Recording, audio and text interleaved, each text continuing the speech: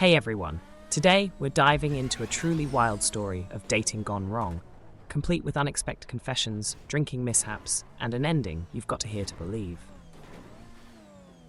This happened this morning. This Today I Fucked Up started on Saturday. It's Thursday now. Matched with a girl on Facebook, dating, and she was very cute. I did notice that she only smiled with her top row of teeth in the pictures, and figured that her bottom teeth might be effed up, but didn't think much of it. She had trad wife energy, and I was into it. We end up meeting on Sunday after some pretty clean chatting. Turns out she lives exactly 8 mins from me, so I offer to pick her up for our first date. I learn a lot about her in a very short time. I won't reveal all the details, but she had battled a long time with eating disorders, thus her teeth a bit janky. From what I saw, they weren't that bad. This is all a red herring, nothing about this mall. Today, I fucked up has to do with the teeth. I wanted to mention it because I was so focused on this that I didn't pick up the other red flags. I also find out that she doesn't drink all that often and only at meal times, if it's appropriate. How nice. She also lives with her parents. Why? She has a surgery coming up and it's involving a lot of physical therapy. I pieced together it's probably due to her aforementioned eat disorders and a complication thereof. Otherwise, great date. Fast forward to last night/this morning. I invite her over for dinner. The plan was her dad would drop her off because she doesn't have her car due to a recent wreck, and I would drive her home later that evening. Okay. She also tells me that she is a felon like 1 hour before we hang out. Okay. Don't worry. It's just 3 DUIs and it's over with. Thanks for telling me? No, really. I should have paid attention to this red flag. She comes over, and after pleasantries, I start to cook a shrimp curry soup. She asks for a drink. I show her my drink cabinet, and picks out the most expensive tequila I have. That's fine. She proceeds to have 2 shots. Biggest fuck up. I presume that everyone is good at self-regulation of their drinking. It's just what I believe. We know if we are getting toasted or not, and it's intentional. I join and catch up with 2 shots. I get a seltzer for myself, and she grabs a cocktail. And another one. 4 drinks in 40 minutes for this 110-pound person. I assume she's good at holding her liquor. After dinner, we are cuddling where she has her head in my lap. Suddenly, to my surprise, she takes her pants off and says, "Let's go to bed. A woman has needs." Gentle reader, let me mention nothing sexual happened here. I was barely registering as tipsy, and she was beyond drunk. I set her in bed, and she immediately passes out. No worries. I'll put a trash can near her, and I'll go watch some TV plays games and check on her. The horror story starts here. I check on her, and I realize that my bed is dark. I touch it. It's pee. Just fucking great.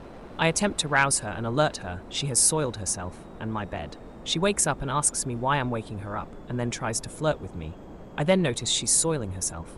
Again, actively, while trying to seduce me. I somehow manage to get her to the bathroom and sit her on a toilet and have her drink water to sober up. This was a bad plan later. She refuses to use the toilet, and I ease her down to the ground on my fuzzy bath mat. I drape her with a towel and place another beneath her just in case. I then spend the next 5 hours until 4:30 a.m. washing my clothes, her clothes, my bedding, and comfort her. At some point, I sit on the couch where she was earlier and realized that she had soiled my couch. That's why she was so urgent to go to bed. FML. I do check on her to make sure she's okay, and I end up changing her towel twice. I finally decide to go to sleep at around 5, and I have work at 9, despite the ice storm. I set an alarm at 8 so I can drive her the hell home and forget it all happened. At 6:30, she wakes up, confused and naked, to which I provide her some of my gym clothes that I don't really care about. I go back to the couch and she is embarrassed and hungry. Fine, go eat leftovers, but let me sleep. She clangs around the kitchen a while. She apparently ate all the shrimp in the soup. Great, she decides to cuddle with me on the couch, and I had no energy to push her away. She attempts to kiss me, but I rebuke it and then realize there's gin on her breath. I spring up and go to the kitchen and realize she drank another 4 ounces of gin. At 7:30 a.m., I run back to the bed and she's catatonic again. I start to freak out and see her phone. She told me her birthday on the first date and used that to open her phone. Voila. Turns out she missed like 9 calls from her parents, so I call them from her phone. I explain every single detail of the happenings of the night, and they are mortified. I tell them I have work, and they need to come get her now.